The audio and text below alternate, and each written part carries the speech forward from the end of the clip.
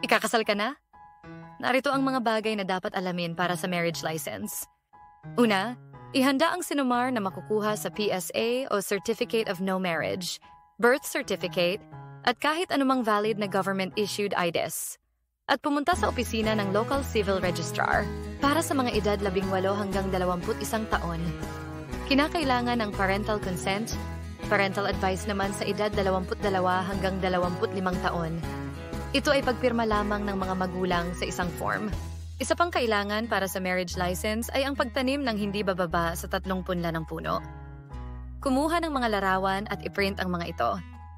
Magsumite ng barangay certification mula sa punong barangay kung saan itinanim ang mga puno. Kung ikaw naman ay isang byudo o byuda, magsumite lamang ng death certificate ng namatay na asawa. Sa mga divorced, magsumite lamang ng decree of divorced papers. Annulment decisions naman sa annulled.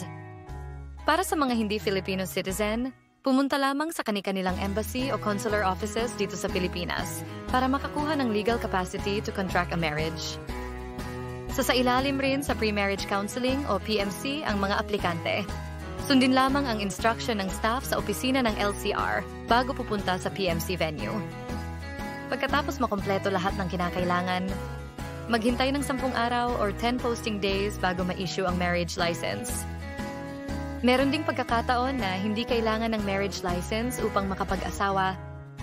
Ito ang Article 34 sa Family Code ng Pilipinas. Dapat kayo ay naging live-in partner ng 5 taon pataas. Magpagawa lamang ng affidavit of cohabitation sa kahit anong notary office o kaya sa LCR office kung ito ay civil wedding. Maraming salamat at naway maging matatag ang inyong pagsasama. Durasen, binta rin!